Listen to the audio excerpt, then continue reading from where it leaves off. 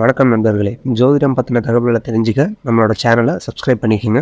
அனைவருக்கும் வணக்கம். தனுசு ராசிக்காரர்களுக்கு 9/9/2023 முதல் காத்திருக்கும் அதிர்ச்சியாக எந்தெந்த விஷயங்கள் நடைபெறப் போகின்றன. ஆனால் அதே சமயம் கிரகநிலைகளில் ஏற்படக்கூடிய மாறுதல் எவற்றிற்கெல்லாம் நன்மைக்கு வித்திடுகிறது என்பதை சற்று விரிவாக பார்க்கலாம் வாங்க. தனுசு ராசிக்காரர்களை பொறுத்த வரைக்கும் ராசியின் அதிபதியும் முழு சுபகிரகமாக தோஷமற்றவருமாக இருப்பவர்தான் குரு பகவான். அவர் தற்போது பஞ்சமஸ்தானத்தில் வீற்றிருக்கிறாருங்க. ராசியின் அதிபதியும் சுகாதிபதியுமாக இருக்கிறார். அப்படிப்பட்டவர் தற்போது பஞ்சமஸ்தானத்தில் வக்ரகதியில் 12/9/2023 முதல் திரும்ப இருக்கிறாருங்க. அப்படி திரும்புவது அவ்வளவு சிறப்பான நன்மை தரக்கூடிய ஒரு அமைப்பாக பார்க்க முடியாது. ஏனென்றால் ராசியின் அதிபதி வக்ரம் பெறுவது நல்ல பலனை கொடுக்கக்கூடிய ஒரு அமைப்பாக தனுசு ராசிக்காரர்களுக்கு இல்லைங்க. எனவேதான் இந்த தருணத்தில் சற்று விழிப்புணர்வுடன் அதீதமான கவனமும் அனைத்து விதமான பணிகளிலும் தேவைப்படுகிறது. ஏனென்றால் ராசியின் அதிபதி வக்ரம் பெறக்கூடிய இந்த தருணத்தில் மனக்கவலை அதிகரிக்கும், பணக்கவலையும் அதிகரிப்பதற்கான வாய்ப்பு இருக்குங்க.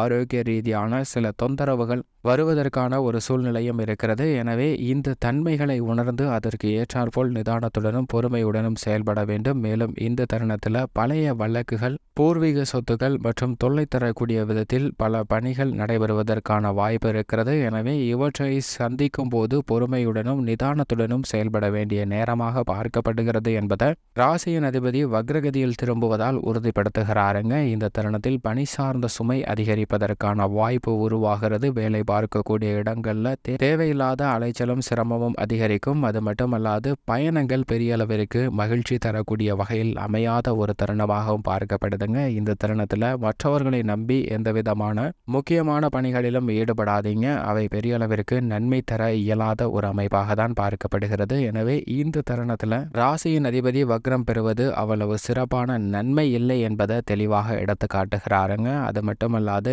இந்த தருணத்துல ராசியின் அதிபதியினுடைய சுப பார்வை ஜென்ம ராசிக்கும் பாக்கியஸ்தானத்திற்கும் லாபஸ்தானத்திற்கும் கிடைக்கிறது. ராசியின் அதிபதியினுடைய சுப பார்வை காரணமாக சில சிரமங்கள் குறைவதற்கான வாய்ப்பு உண்டு. ஏனென்றால் குரு பகவானுடைய சிறப்பு பார்வை என்பது மிக அதீதமாக ஜென்ம ராசிக்கு கிடைப்பதால் பல சிரமங்கள் விலகுவதற்கான வாய்ப்பு உண்டு. லாபஸ்தானத்திற்கும் கிடைப்பதால் லாபத்தை தக்க வைத்துக் கொள்ளக்கூடிய ஒரு இனிமையான தருணமாக அமைந்தாலும் இந்த தருணத்தில் கடுமையாக உழைக்க வேண்டிய ஒரு தருணமாகவும் பணி சுமை அதிகரிக்கக்கூடிய ஒரு தருணமாகவும் பார்க்கப்படுதுங்க. எனவே சிந்தித்து பொறுமையுடனும் நிதானத்துடனும் செயல்பட வேண்டிய ஒரு தருணமாக பார்க்கப்படுகிறது. அது மட்டுமல்லாது நவகிரகங்களிலே வலிமை வாய்ந்த சனி பகவானும் குடும்பஸ்தானத்தில் பாத சனியாக அமர்ந்திருக்கிறாருங்க. அவரும் வக்ரகதியில் சஞ்சரிக்கிறார். இது சிறப்பான அமைப்பாக பார்க்க முடியாது.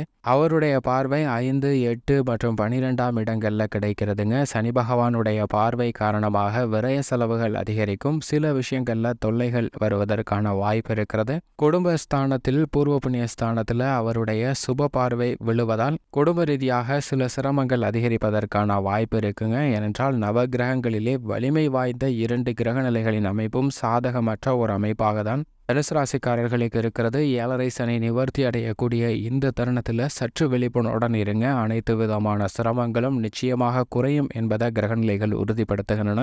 இன்னும் சில வாரங்கள் பொறுமையுடனும் நிதானத்துடனும் இருந்தால் பல நன்மை நிச்சயமாக கிடைக்கும் என்பதை சனி பகவானும் வக்ர நிவர்த்தி பெறக்கூடிய ராசியின் அதிபதியான குரு பகவானும் உறுதிப்படுத்துவாருங்க. எனவே இந்த தருணத்தில் நிதானத்துடன் பொறுமையுடனும் அனைத்து விதமான பணிகளையும் மேற்கொள்ளுங்கள். செவ்வாயை பொறுத்த வரைக்கும் ஜீவனஸ்தானத்தில் வீற்றிருக்கிறார். செவ்வாய் ஜீவனஸ்தானத்தில் இருப்பது சில சிரமங்களை குறைக்கக்கூடிய ஒரு அமைப்பாக பார்க்கப்படுகிறது. செவ்வாயின் பார்வை 3, 4, 7 ஆகிய இடங்கள்ல கிடைக்கிறதுங்க. பல்வேறு விதமான சிரமங்கள் குறைவதற்கான வாய்ப்பு உருவாகிறது.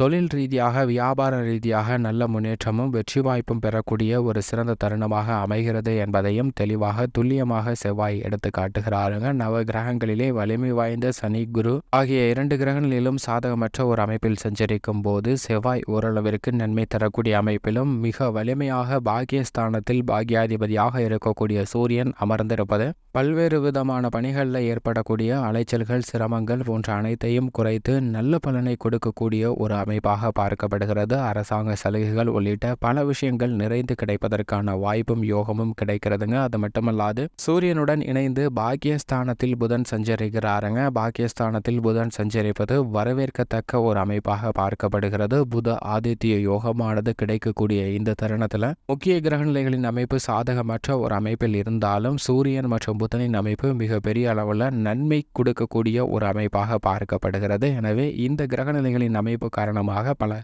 சிரமங்கள் குறைவதோடு நன்மை அதிகரிப்பதற்கான வாய்ப்பு நிச்சயமாக கிடைக்க இருக்கிறது. ராகு கேதுவை பொறுத்த வரைக்கும் ராகு பூர்வஸ்தன்ய ஸ்தானத்திலும் கேது லாபஸ்தானத்திலும் வீற்றிருக்கிறாருங்க. ராகு பூர்வ புண்ணியஸ்தானத்தில் வீற்றிருப்பதால் குடும்ப ரீதியாக சிக்கல்கள் வந்து மறையக்கூடிய ஒரு தருணமாக தான் பார்க்கப்படுகிறது. பெரிய அளவிற்கு சிரமத்தை சந்திக்க வேண்டிய ஒரு சூழ்நிலை இல்லை. ஆனால் மோட்சக்காரராக இருக்கக்கூடிய கேது இந்த தருணத்தில் லாபஸ்தானத்தில் வீற்றிருப்பது எப்பேற்பட்ட பிரச்சனை சிரமம் ஏற்பட்டாலும் அவற்றை மிக தெளிவாக சிந்தித்து நல்ல முடிவு எடுப்பதற்கான வாய்ப்பையும் யோகத்தையும் அருளினையும் கொடுக்கிறாருங்க. எனவே கேதுவின் அமைப்பு எதிர்மறையான கற்பனையான கவலைகள் பயம் போன்றவற்றை நீக்கி திடகாத்திரமாக நல்ல முடிவு எடுப்பதற்கான வாய்ப்பையும் யோகத்தையும் கொடுப்பதோடு எப்பேற்பட்ட பிரச்சனை வந்தாலும் அவற்றை எதிர்கொண்டு வெற்றி பெறுவதற்கான சிறந்த அருளினை கொடுக்கிறாருங்க. கேதுவின் அமைப்பு நல்ல வரவேற்கத்தக்க ஒரு அமைப்பாக பார்க்கப்படுகிறது. ராகுவிடமிருந்தும் பெரிய அளவிற்கு சிரமம் இல்லை. ஆனால் அதே சமயம் சுக்கிரனின் அமைப்பை பொறுத்த வரைக்கும் அஷ்டமத்தில் இருக்கிறாருங்க.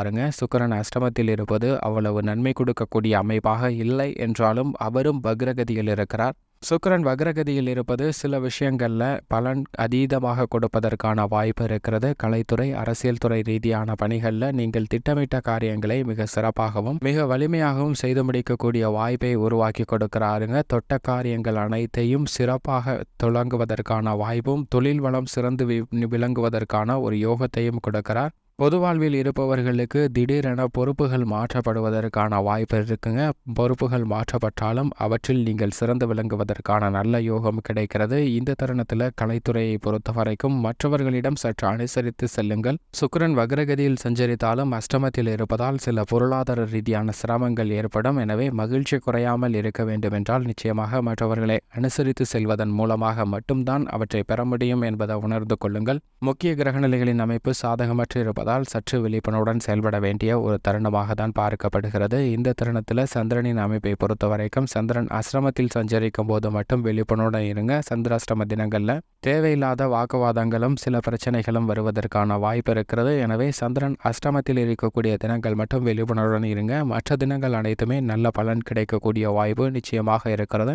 வார்த்தைகளில் அதீத கவனத்துடன் இருக்க வேண்டும். ஏனென்றால் இந்த தருணத்தில் அஷ்டமஸ்தானத்தில் சுக்கிரனும் இருக்கிறார். சந்திரனும் இணைந்து சஞ்சரிக்கும் போது சில பொருளாதார ரீதியான சிறப்புகளை சந்திப்பதற்கான வாய்ப்பு இருக்குங்க. எனவே விழிப்புணர்வுடன் நடக்க வேண்டிய ஒரு தருணமாக பார்க்கப்படுகிறது. விரய செலவுகள் அதிகரிக்கும். பெண்மணிகளை பொறுத்த வரைக்கும் பெண்மணிகளின் நலனுக்கு பொறுப்பேற்ற சுக்கிரன் வக்ரத்தில் இருக்கிறார். ராசியின் அதிபதியான குரு பஞ்சமஸ்தானத்தில் இருந்தாலும் வக்ரகத்தில் இருப்பதால் சில பணிகள் நீங்கள் நினைத்தபடி திருப்திகரமாக அமையாது. எனவே நிதானமும் பொறுமையும் அனைத்து விதமான பணிகளிலும் பெண்மணிகளுக்கு தேவைப்படுகிறது. மேலும் இந்த தருணத்தை சாதகமாக மாற்றிக்கொள்ள வேண்டும் என்றால் நிச்சயமாக தனுசு ராசிக்காரர்கள் வாரத்தில் வியாழக்கிழமை விரதமிருந்து அருகாமையில் உள்ள குரு பகவான் ஆலயம் சென்று தீபம் ஏற்றி வழிபாடு செய்யுங்கள். நிச்சயமாக நல்ல பலன் கிடைப்பதற்கான வாய்ப்பும் யோகமும் உண்டு.